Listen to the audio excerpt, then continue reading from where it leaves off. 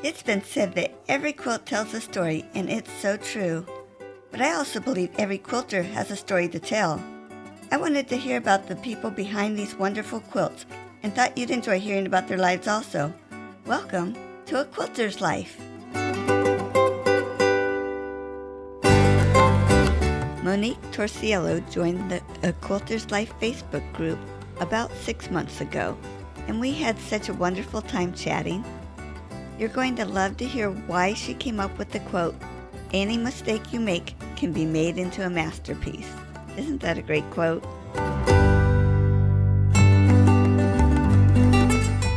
Monique, thanks so much for joining me on A Quilter's Life. Oh, thank you for having me. Thank you. It's exciting. I'm happy to be here. Oh, I've been looking forward to this for quite a while. We contacted back in March, I think, so I'm really looking forward to this. Yeah, I was looking at that. It was March. I went on that month-long vacation. Yeah. That was so fun. Let me tell you. Well, living here in Las Vegas, everyone comes through here, so I never have to go anywhere. Oh, boy. Well, let's start back with, tell me where you were born and raised. I was born in Los Angeles, California, in the San Fernando Valley. So, like around Hollywood and all that. So the glitz and all the lights and all that was, what I grew up around. And surfing, I didn't surf, but I did watch the surfers and the skateboarding and all in the 80s. It was really just a really great place to grow up for that time period. Really just amazing place to grow up. So being in the LA area, did you visit Disneyland? Oh my God, yes. My parents took us every year from, I think, starting in 1978, because, when my sister was old enough, every year from 1978 all the way up until probably the 80s when we were just kind of, teenagers. And then we started just going with our friends on our own. So I've gone probably every single year that I ever lived there. Yeah. Yeah, it was only about 45 minutes away. It's about a 45-minute drive with no traffic. Uh-huh. Well, actually, for our senior year, when we graduated high school, that's where all the Southern California kids go, is to Disneyland. I don't know if they did that back then. Yeah, that's what they did. That's where I went for my senior year. Our senior trip was to Disneyland. Cool. How about a special childhood memory?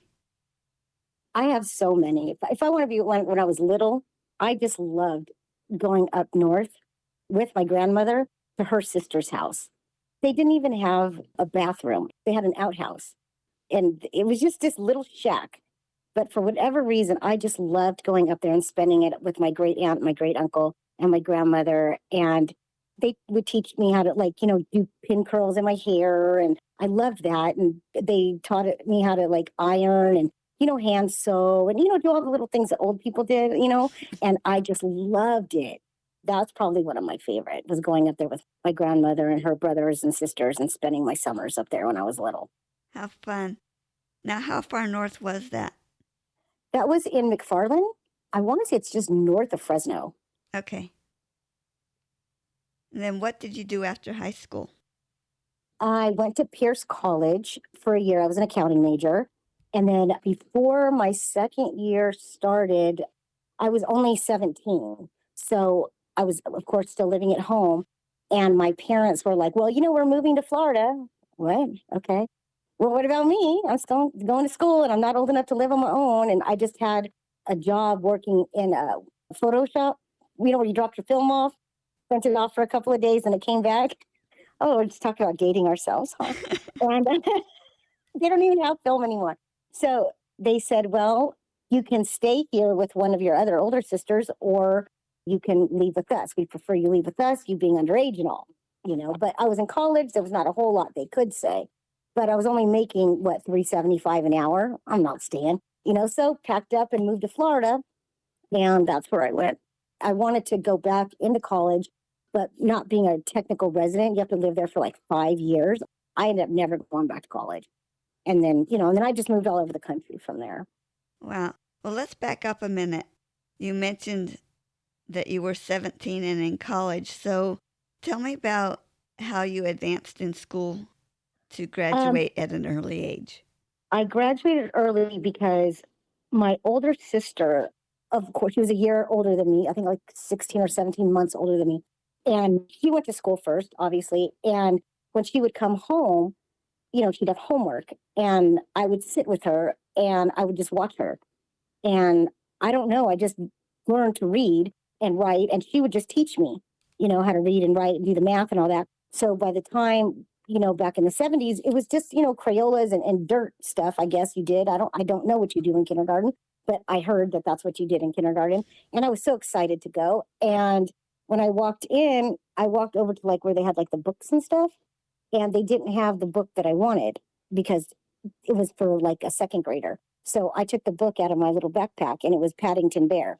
And I sat down and I read that book. Well, they told my mom, I guess, I don't know. And the next thing I know, I'm getting carted off to first grade. That's how I remember it. I'm sure that's not how it went, but that's my memory of me going my one day to kindergarten. And it's not that I wasn't allowed to play with the kids. I just didn't play with them. I just would rather read. And so they said I was advanced, and then they stuck me in first grade. And I was like 4 years old. Wow. So I taught myself to read. Paddington Bear is still my favorite little bear. I even have a bear that looks like him that I gave to my daughter that she still has. Oh, neat. So you ended up in Florida and now you're in Vegas. Well, yes, I'm in Las Vegas now, but I didn't come here from Florida. I haven't lived in Florida since the 90s. I think since I was 20 years old. I'm 49 now. Mm-hmm. Yeah, we lived in Florida for like a year and a half. And then my mom got a transfer. And so we moved to Dallas. I was a wild child, but not bad.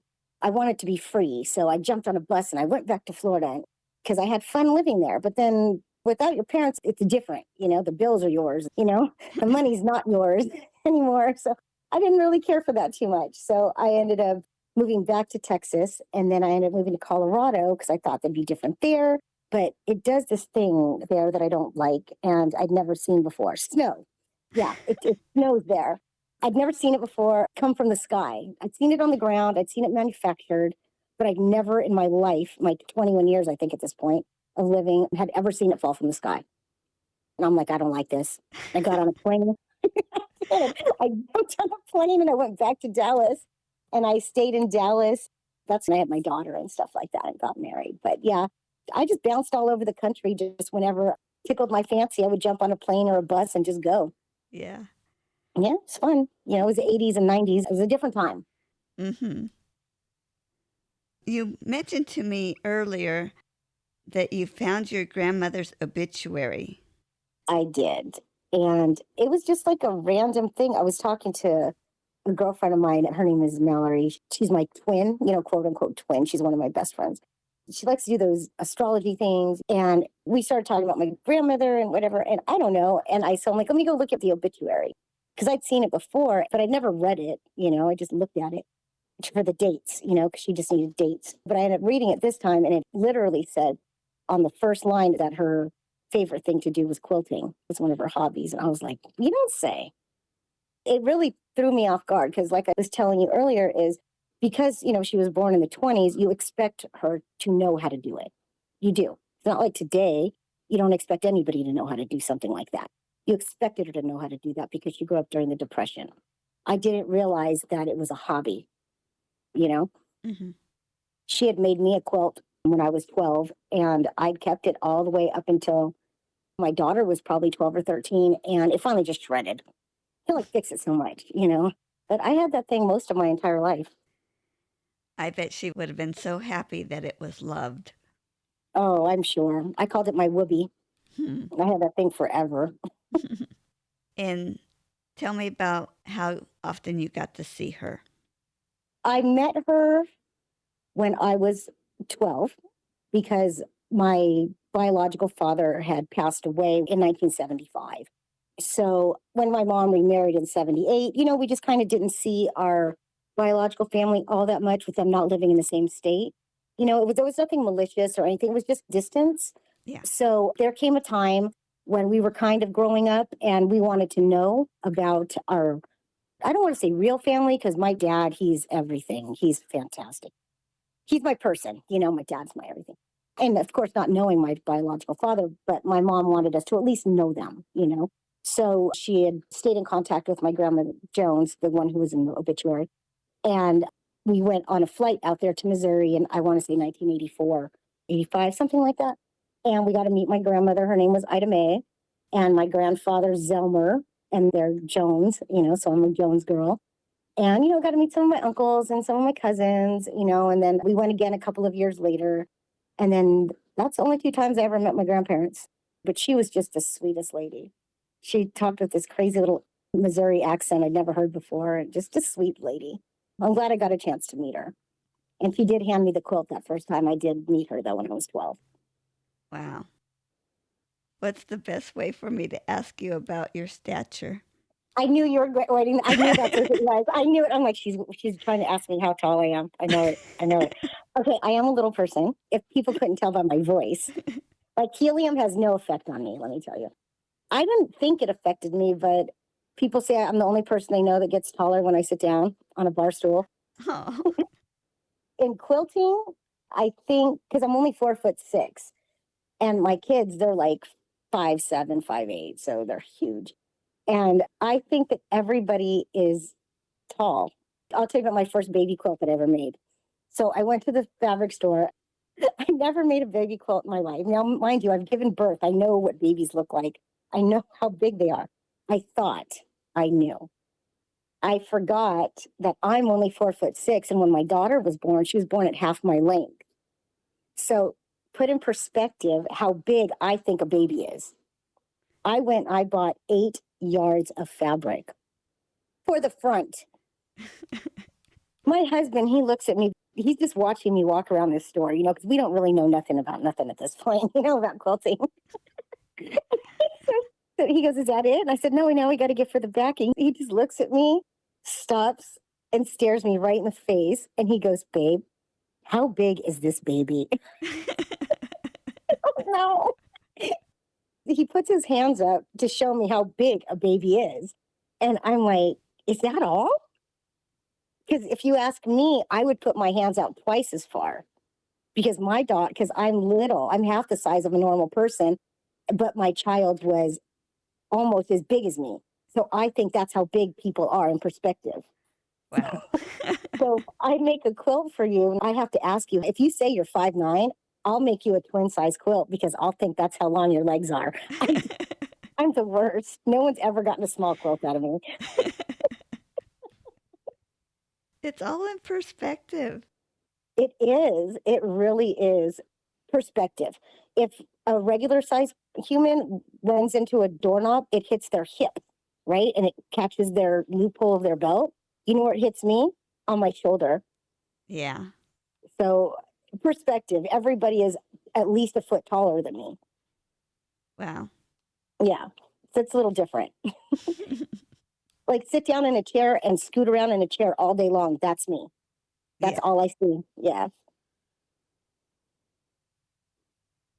Besides quilting, are there other crafts you do or have done? I do. I throw darts Interesting. competitively. I have 3 trophies, 2 first place, 1 third place. I throw for Battleborn Darts here in Las Vegas. It's a huge thing. And, they have like this little community called the Dart Cartel. I've been trying to get into it, but you have to be really, really good. Only the best of the best get in there. And one of these days, fingers crossed, I'm going to get in. It's Jan and Scooter Murphy. They run it. They're an amazing couple. And they really keep me, focused on my darts. And when I'm not throwing darts, I'm sewing. They run one of the major leagues here in Las Vegas. Back to you being a little person, how has that affected throwing darts? Oh, it's kind of an advantage because people, they don't know what to make of me. They think they're going to automatically beat me because I can't reach the board. I lose more than I win, but I do win a lot. I get lucky. And no, I think I'm pretty good. I'm not the greatest. I'm not the best, but I feel I'm pretty decent. I don't like to lose. Leave it at that. I don't like to lose. I'm very competitive. That's great. Yeah. And practice, practice, practice, right? Jan and Scooter, since they run the leagues, they have tournaments every week or every other week. And so I like to go there and throw in their tournaments, and it keeps your arm in play and stuff like that, keeps your practice up. So you can play better. And how young were you when you started throwing darts? I just started in 2016. Okay. Not very long. It was just something I just picked up, wanted to see if I could do it. It's a great crowd of people. I actually met my husband at a dart tournament. Oh, neat. Yeah, I was at a tournament down the street. We just walked in there and I just thought he was so super cute. And I kept going back until he asked me out.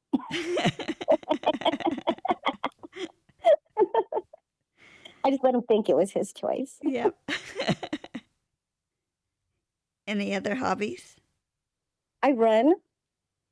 It's just so hot here in Las Vegas. But I used to run 5Ks every weekend. I just love running. It was a huge passion of mine for most of my life. It's running. I ran a half marathon when I turned 43.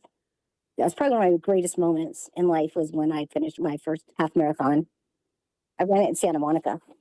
Wow, that's such an accomplishment. It was just something I always wanted to do. You know, it's very difficult being a little person and running because we don't have the hip rotation that a normal sized person would have. So it hurts to go distance. I ran 11 miles before I had to slow down because I just couldn't keep going anymore. My hip started to lock up and I had to be dragged for about a quarter of a mile because I wouldn't give up and I wouldn't stop. Wow. Came in dead last. That's still amazing. Yeah, it was 13.1 miles Yeah. without stopping. And it's going to be the rare person, whether little or big, that's going to run that. Yeah, I only know probably 6 people that have ever done it that I know personally. Mm-hmm. Do your hobbies at all show up in your quilting? Yes. They're turning up more and more these days. They have children. So I like to make them their children quilts. So that gives me a reason to quilt. I always love to have any reason to quilt. And quilting and crafting are synonymous to me sometimes. So I'll give them a quilt or sell them a quilt, then they'll want something else. And it's like a business kind of, but I still like to give a lot of stuff away because Yeah. it's my passion. And having so many friends to be able to give away stuff to, it probably affects my quilting because I can quilt more because I have more people that I can give stuff away to. Yeah. Even my husband says I need to stop giving everything away. It can be an expensive hobby. It is, but it's so fun. It is. It's so fun. Did someone introduce you to quilting or did you pick it up in another way? I think when me and my husband first moved in together, we decided that I wasn't going to work anymore. I was just looking for something to do, and I saw on those Pinterest or whatever, and I saw a t-shirt quilt. I thought, oh, how hard can that be? Okay, it's hard, especially when all you have is a pair of cutting scissors from the kitchen and a needle you found and a thread from the dollar store. That was all I started with, and a yardstick. Didn't even have a ruler. It was awful. And so I started talking to a coworker of mine from my previous job, and her name was Chris Peters. And she was like, oh, I quilt and I sew. And she just started giving me every tool that would help me, rulers and pin cushions and needles and thread and cutting mats and rotary cutters. She would just send me every week. It felt like she was just here because it was her passion. And we had other interests as being best friends for so many years. I didn't know that she quilted. Of all the things, she's like, I just don't tell people because people want me to make stuff for them and I don't want to. She likes to do it for people that she wants to do it for. She doesn't want it to be a business. You know what I mean? I don't think at that particular time. It might be different now. I think now she's trying to get into a business, but at the time it was her passion and she just wanted to quilt. And she liked that me starting to just pick it up in the sewing. She supported me so much. I have 3 machines right now. She bought me one of my 3 machines that I use every single day. When one of mine was in the shop and I couldn't work, when I only had 1 machine. She's like, oh, you can't sew? Here, boop. And one showed up the next day. Wow. Yeah, she's bought me rulers from Jenny from Missouri Star Quilt. Yeah. She has all those rulers and stuff. She bought me a bunch of those. And she just pretty much says, if there's anything for quilting or sewing that you need, just text me and it'll show up at your door. She believed in me that much. And she gives me little tasks on quilting, like use this stitch or that stitch, or, she's always giving me little things to learn to push me over into the next level of quilting. If it wasn't for her, I would still have that yardstick and be using the scissors from the kitchen. Uh-huh. instead of having this amazing setup that I have now. She's the one that really, if I really want to be 100% honest, it would have to be my best friend, Chris Peters. I call her that. I call her by her first and last name all the time. I don't know why. I just do. I do. I call people by their first and last name. I don't want to think I'm weird, but I do. She's probably the one that honestly has gotten me into quilting in every way, shape, and form. I can't give it to anybody else, not even my grandmother at this point. My grandmother would get my from her DNA, Right. but Chris Peters and everything else. Yeah. And when did you start quilting? 2017, because I just got like this thing on the memories and it flashed the first quilt I ever made. So about 5 years was the one I picked up the needle for the first time. Yeah. Do you have a favorite quilt, whether it's one you made or one that you've seen somewhere else? I'd have to say my favorite quilt, I made it. I don't care. I made it. It was for Mallory. It's weird saying her name, but I call her Twin. She's like one of my best friends. She's like 6 foot, and I'm 4'6". Yeah, we're like Danny DeVito and Arnold Schwarzenegger in the movie Twins. Yeah, it's like that. I made her the most beautiful. I cried when I finished it. It was a Harry Potter quilt. I've made her 2 quilts. She likes like into the metaphysical and this crystals. So I made her one like that. Then I made her this one. And I think the Harry Potter one, it was so beautiful. It was turquoise and blacks and blues. And I had part of the negative space that wasn't Harry Potter. It looked very angsty, like very stormy.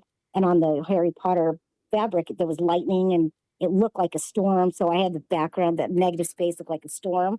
And then on the actual negative space, I had all of her nicknames embroidered on there. Some of her jokes and stuff, and something about her son who passed, and just a lot of personal things. And that quilt was probably the one that was the closest to my heart, and my favorite was to Twin. Wow, what a special quilt. Yeah, I just want to cry. But yeah, that one. I didn't even have to think about it. And I've made over 150 quilts, and it's that one. Wow, that's a lot of quilts. Yeah. How about a favorite tool? I love my tools. My mother-in-law gave me this rotary cutter. She didn't know that it wasn't a very good one. It wasn't Fiskars. It wasn't any name brand. It was just this plastic, I don't even know what. But you know what? I've had probably 5 rotary cutters, and that one's my favorite. What she gave me? That one's my favorite rotary cutter. But my favorite tool, I would have always said my rotary cutter until I got this little magnet that goes next to your foot.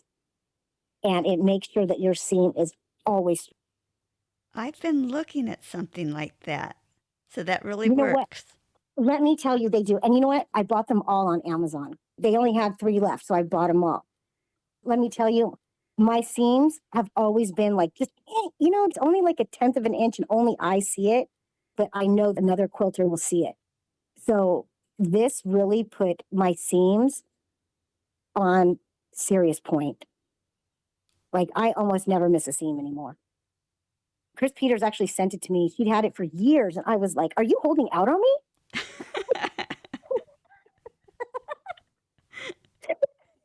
It's that one. I don't even have to think about it either, because your seams are everything. If your seams aren't right, then you don't have anything. Mm-hmm. And even though I do rag quilting, that's really all I do anymore. Frankly, I don't like binding. So I do the rag quilting, and you don't have to be as exact, but I don't care. I need it to be exact, whether it has to be or not. Because what if you turn the quilt over? You're going to see. You'll see that it's 1/10 of an inch or 1/8 of an inch off. Yeah. I'll see it. You'll see it. You won't say anything, but to see it, Because, that's how we think. Guilty. Mm-hmm. Yeah. I even told my friend one time, am I becoming a quilt police? I don't want to be a quilt police. You know what? It just is.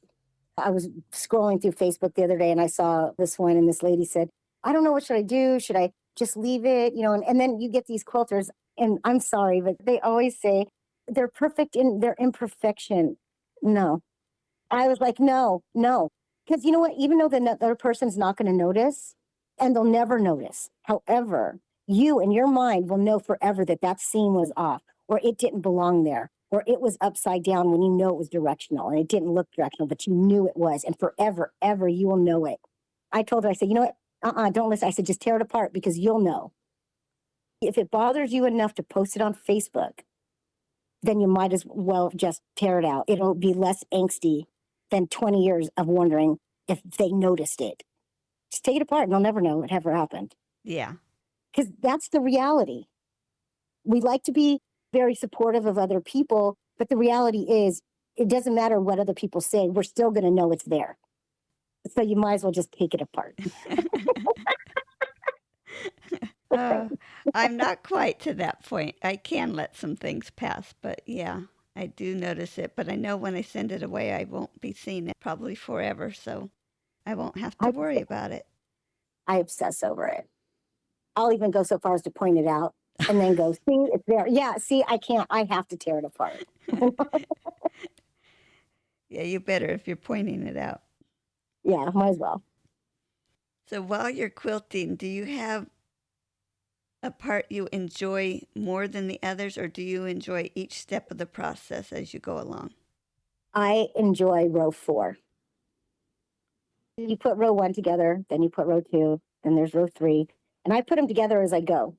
I like row 4 because I can now see my vision coming to life on row 4. That's my favorite. Wow. I always get excited that I'm getting to row 4. It is fun to see it come together.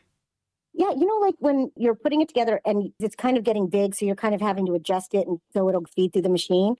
As you're seeing it, you can see how it's all together and what it's going to look like when it's hanging over the side of a bed. And then that's your first glimpse of all your hard work finally coming together. You know how many times I've run my fingers through the needle or hit my rotary cutter with my finger, all the blood, sweat, and tears, it's all come down to this moment where I can finally see that it was all worth it for the big reveal. Row 4, it's always row 4 for me. That's great. I had not heard that before. So that's another unique perspective. I like it. Well, I've never said it out loud. It's just something that just comes with just the zen of sewing, I think. Yeah. That's where I find it. When I'm running, you get that runner's high. It's my sewing high. I always know that moment. Oh, cool. Now tell me about your worst quilting experience.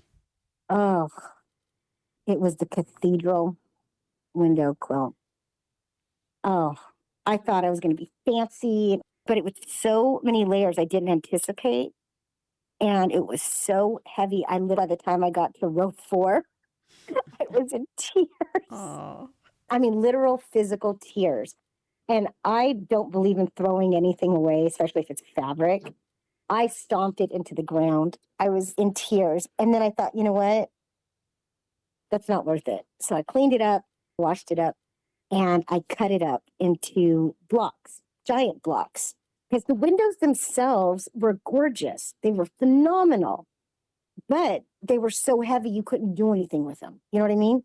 Mm-hmm. So I cut it up into big giant blocks, I think like 18 by 18. And I ended up making 4 casserole dish carriers out of them. And they were stunning. Wow. That would be beautiful. Every side was a cathedral window of the carrier. I was like, wow, I'm never doing that again, but that was stunning. So 3 people got those, and Chris Peters was one of them. Oh, neat. Well, because that quilt was originally supposed to be for her. I was trying to be fancy and show her that I know some stuff. I didn't know anything. Besides it being in your DNA, why do you think you spend your time making quilts rather than doing other things with that time?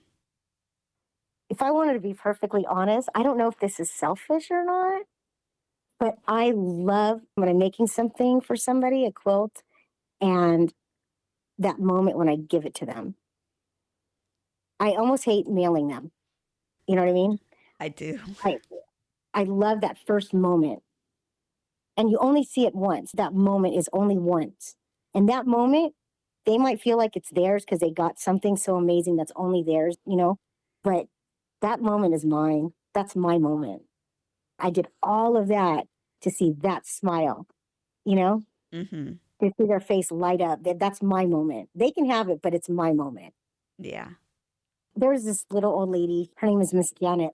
She contacted me on one of the quilting pages, and she was like, "Oh, I just love your quilts. They're so pretty. I'm on a fixed income, dear. I can't afford them. Whatever." She goes, "But they're just so beautiful." I said, "Give me your address." And I sent her a quilt and full cozy, just what crafts that I make or whatever. And she was like, "I can't believe you did that." She's one of my closest friends now, and she's just like 70 something years old. Uh-huh. She's just the sweetest little thing. But I send her stuff, and she sends me these little cards on holidays, and she lives in Maryland. And she talks to me every day. She tells me what the weather is every day in Maryland.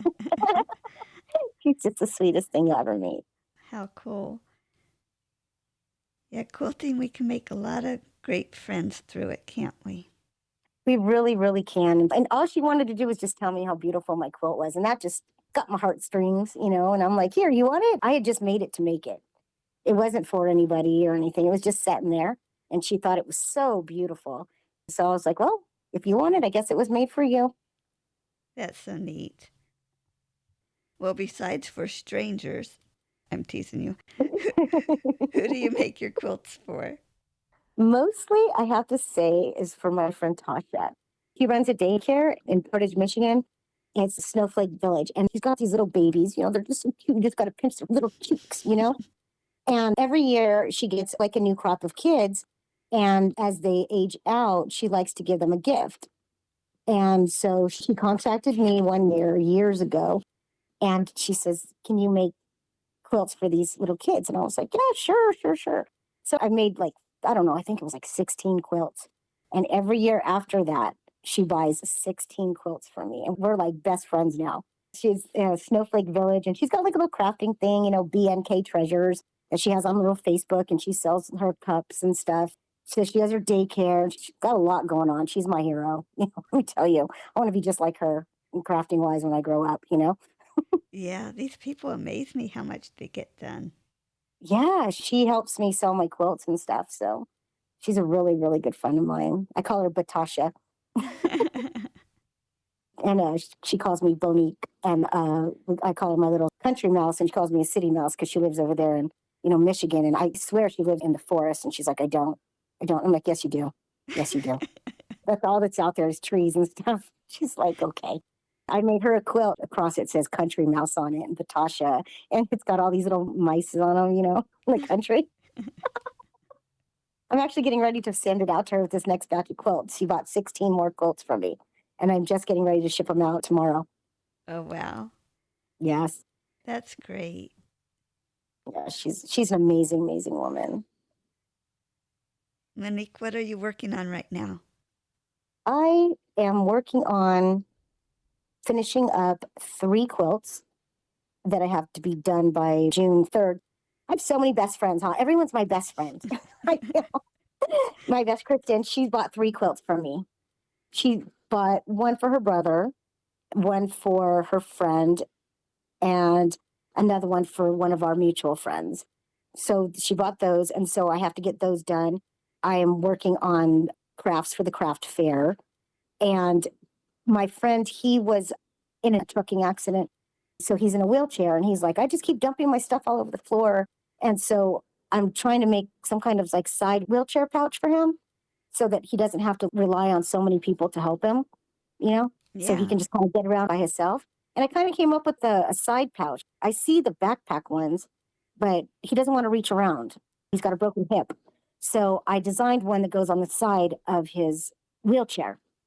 And then another friend of mine, he'd had 2 strokes. My friend Ruben, his brother, had 2 strokes and has to have dialysis. Because he had the strokes, he keeps forgetting his phone at the doctor's. And he can't be without his telephone. So I made a lanyard so that it attaches his phone to it, so that he never has to put his phone down, so he'll never forget it. I didn't think I would be at this age. These are my friends. I'm not doing it for old people who I don't know. These are my friends. So I'm like, we're at this age where I got to start thinking about things to help get us more adjusted to getting old, like side pouches and lanyards and just stuff like that to help us along so that we're not so dependent on our children and other people. Yeah, keeps us Yeah. independent. When Brandon got in that car accident, I've known him since 10th grade, and he almost died on me. So I'm like, here, let me help you. And so that started what I'm working on in between the quilts. Because, quilts don't get bought every day. So we've got to find something in between. And I think this is going to be my new endeavor, is finding something to help people in wheelchairs who are incapacitated in some way, help them. I don't know, something I kind of came up with. Mm-hmm. My friend Melissa in Australia, she's another really good friend of mine, been friends for like 15 years. She's super smart, and she helps me design a lot of this stuff. Got to give her a lot of this credit. She helps me with a lot of it. I call her Dory. She calls me Nemo. I should be really Dory because I'm so spaced out all the time, and she's super smart. She's got to be one of the smartest people I've ever met in my life. Just one of the greatest people, her and Ashley. They live in Australia. They'd send me pictures of kangaroos. They send me videos of kangaroos just going in their yard, like our birds. Yeah, I was thinking of the deer that walk through ours, so yeah, that's pretty neat. Well, we don't have that, so I say birds, but yeah, I guess deer. Isn't it so neat that our world has gotten small enough through internet or whatever that we can have friends all around the world? Yes, it's so great. A couple of weeks ago, I was learning how to make these purses and pouches and stuff like that. And honestly, I didn't know how to put a pocket on it. And so the only person I could think to call was Dory. So I rang her up just on, Messenger or whatever. And it was like 1:00 in the morning, her time, because I'm getting up. And I'm like, don't go to sleep, Dory, teach me. And then she starts talking in millimeters. And I'm like, oh, here we go with this stupid metric system. I knew I should have learned it in school. I'm driving her crazy she's trying to teach me the metric system. And I'm almost 50 years old trying to learn the metric system over the telephone. But, we're working out the metric system. Don't even get me started on Fahrenheit and so, Celsius. The learning curve. With your time you've used on quilting, can you share a quilting tip? Yes. I actually wrote one down because I was thinking about that cathedral quilt that I stomped into the ground. I told you don't know how to wash. But any mistake you make can be made into a masterpiece. Yes, that is great. I came up with that by myself. All by myself. And it's a great quote. Thank you. Was there anything else you would like to share with me today? I just thank you for just letting me be on here. And I have enjoyed this so much. Me too. This was so fun. I would definitely do this again. Thanks, Monique. You're very welcome. You have a good evening. You too. Bye. All right, bye-bye.